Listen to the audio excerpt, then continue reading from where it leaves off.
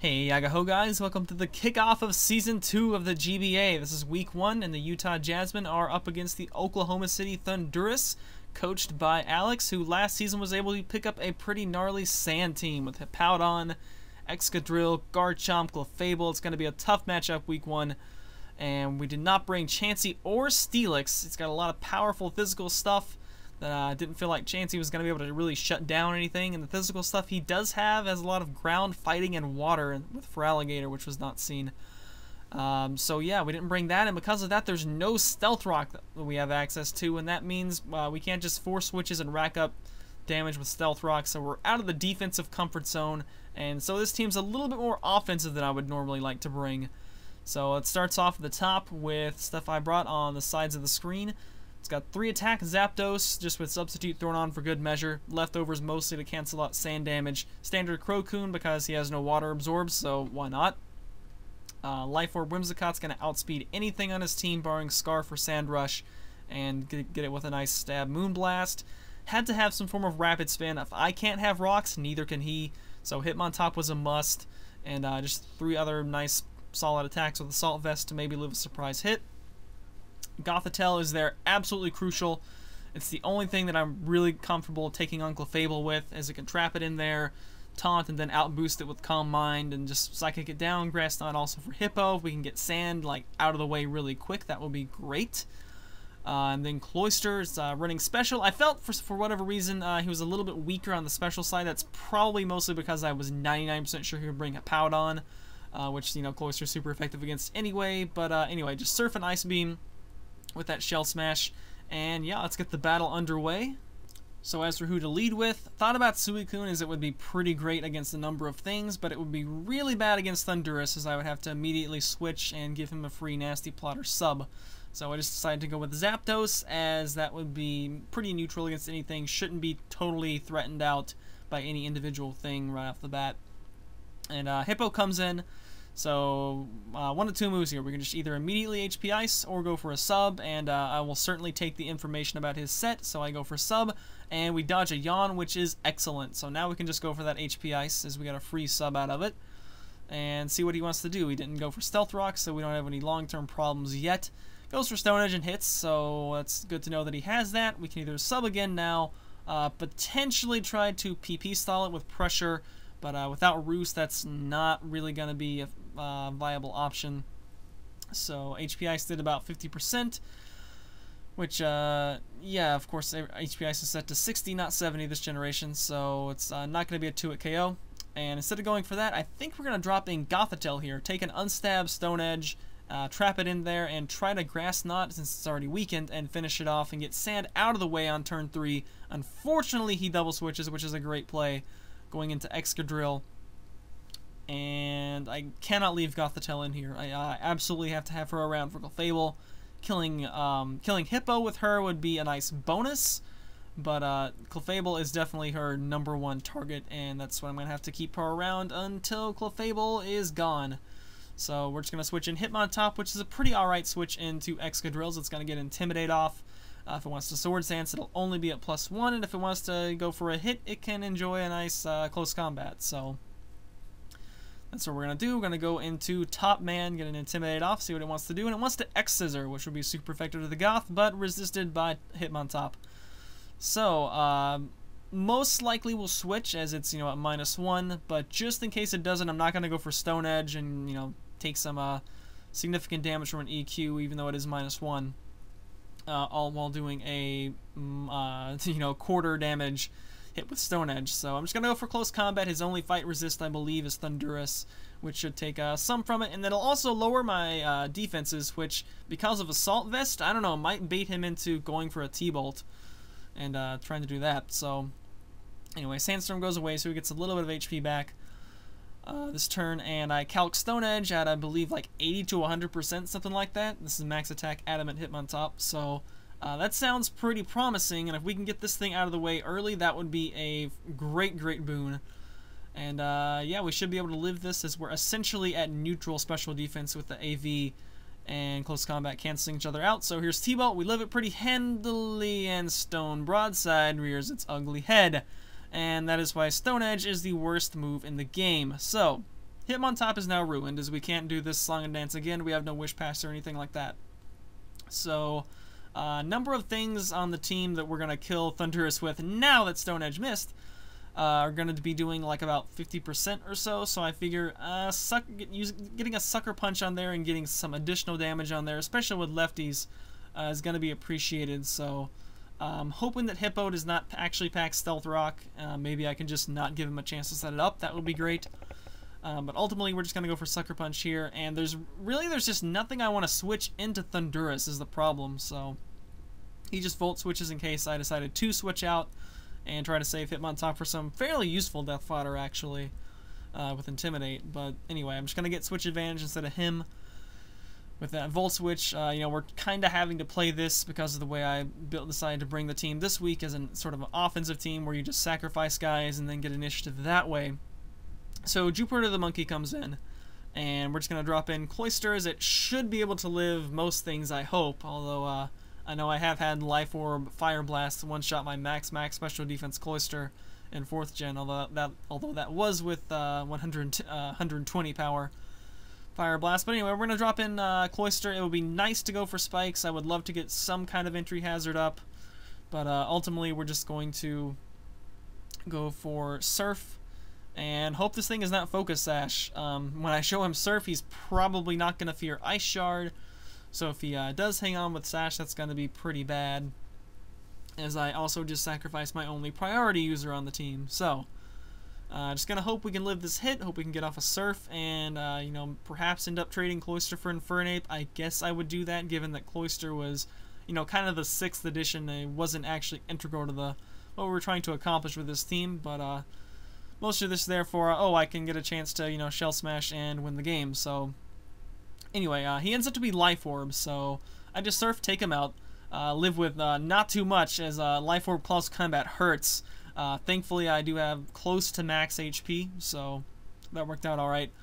Potentially, I could have Shell Smash there, but I was a little bit too afraid of A, Focus Sash, and B, Mach Punch, which would have completely ruined me. So anyway, Thundy comes back in, and just like last time, there's nothing I really want to switch into it, so I'm kind of gonna have to let it kill another thing and get more switch initiative that way by sacrificing a guy. So we're down 5-4, and wait to see who he drops in, which I believe is going to be Garchomp. And waiting. And with Garchomp, we're probably just going to send in a Whimsicott, as that's going to outspeed, and has a nice Moonblast for it. If it's Scarfed, Whimsicott actually has a surprising amount of defense. I'm constantly surprised by how much defense it does indeed pack. So, you know, just resisting both of the stabs, it's going to have to go for an unstab at best. Could pack Iron Head. That would actually be, I think that's actually, it's kind of funny to me because of an old Xerxes video, but I think Iron Head's actually getting to be fairly standard on Garchomps now for fairies. But just going to run some calcs and make sure we can, you know, do stuff all right. Ends up that Moonblast, I believe, is a 50-50 chance at a 1-hit KO, which is pretty nice on Garchomp, considering it's only 2 times. But, yeah, we're just going to go for Moonblast here, and ideally hope it kills, would be what we're looking for here. I think it's like a 56% chance to 1-hit KO if he doesn't have any bulk invested, so we'll see. And already clicked my move, waiting to see what he wants to do. Maybe switch to Excadrill. Excadrill will be a decent switch, as it would resist. Sand is not up though, so you know, potentially, you know, he doesn't know what kind of Whimsicott it is right now. It could be sub, could be whatever. And he actually goes for Dragon Claw and outspeeds, which of course tells me he's a Scarf Chomp.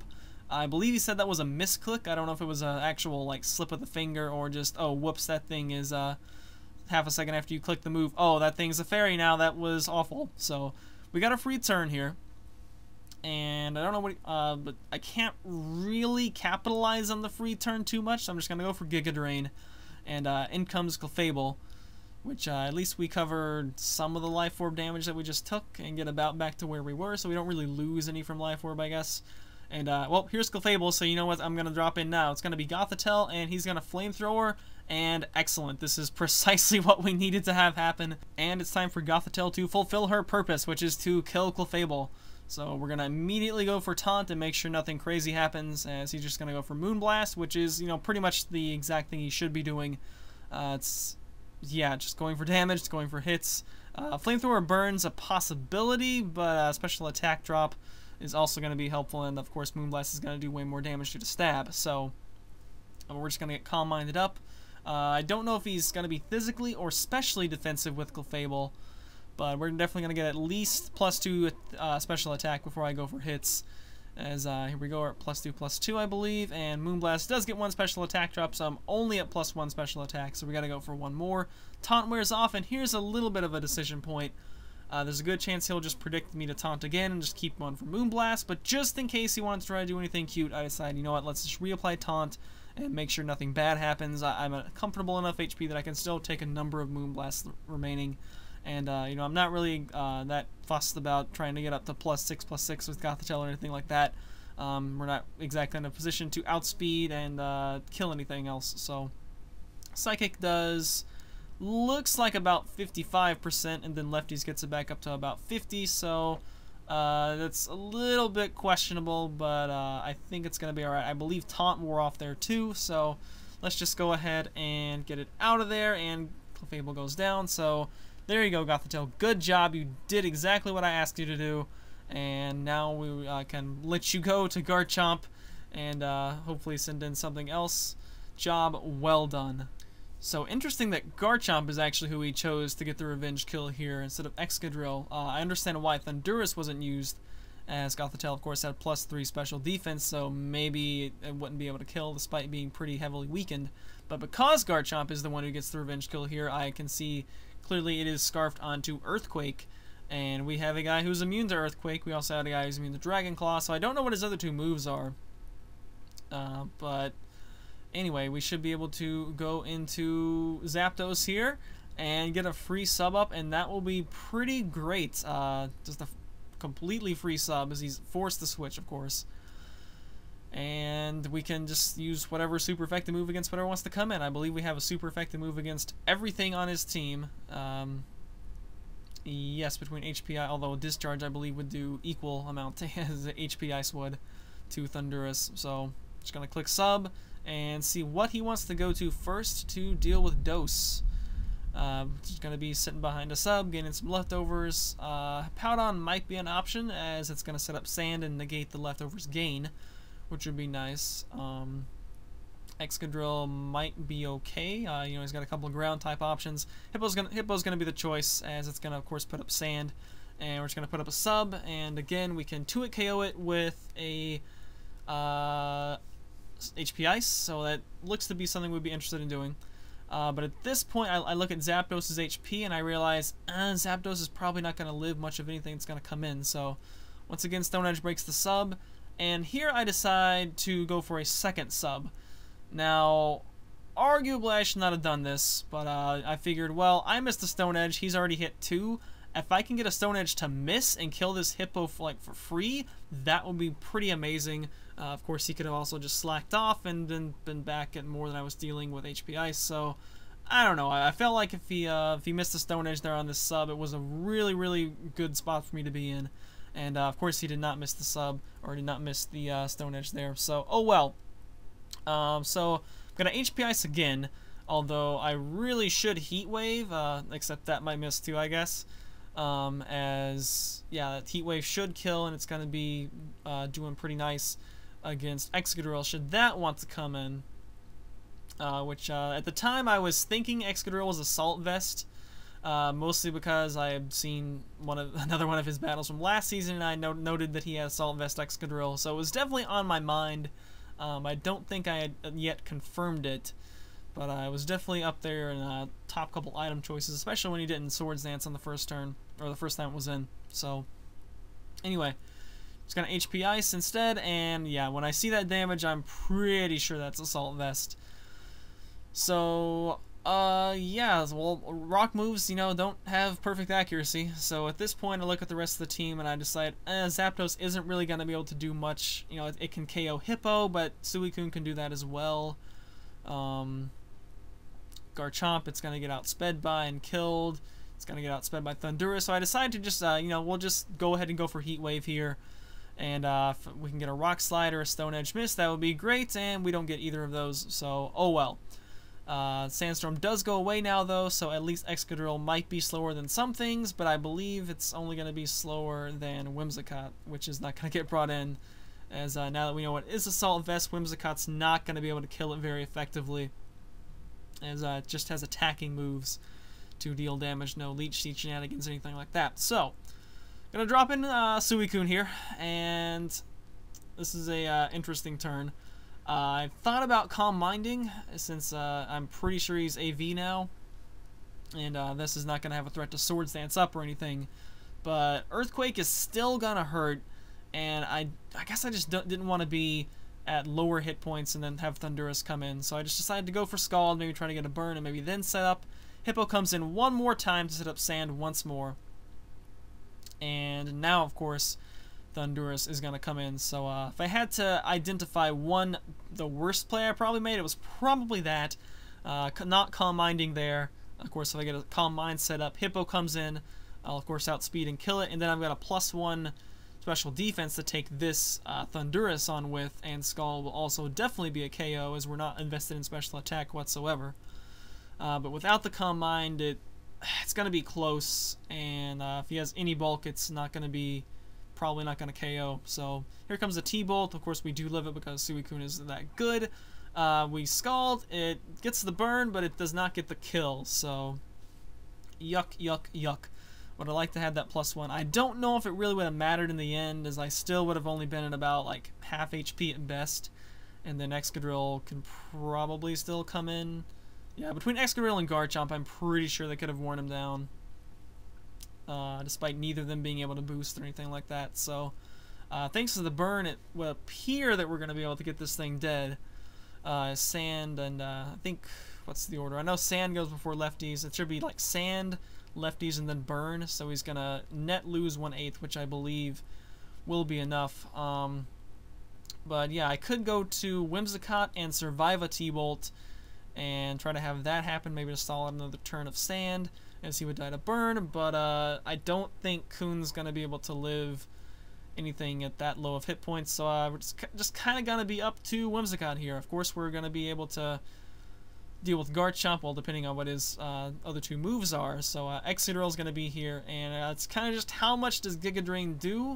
What does he have a good move? I believe Excadrill does get Iron Head, which would be stab and super effective, so it's just going to be how much does Whimsicott do? It's definitely not looking very good. And we'll see momentarily what his best move is, which is going to be X-Scissor, which is neutral. Doesn't actually do that much damage, considering Excadrill's really high attack stat.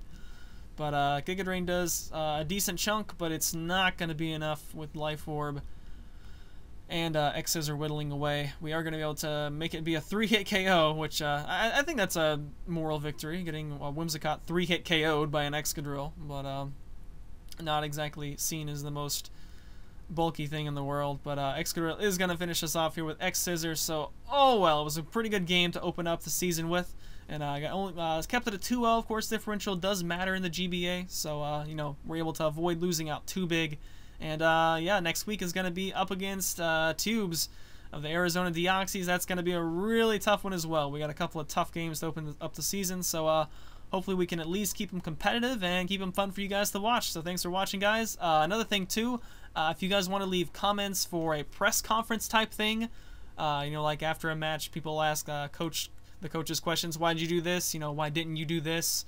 This is a terrible play, you know, and just other general things. If you guys want to leave comments like that, I'm definitely interested in doing some sort of a press conference video that would go up like, you know, midweek. And just, you know, have more GBA content if you guys want that. Give me a couple questions to answer in it, and I'll see about doing it. So, yeah, thanks again for watching. See you guys for week 2 against the Deoxys. See you then. Later days.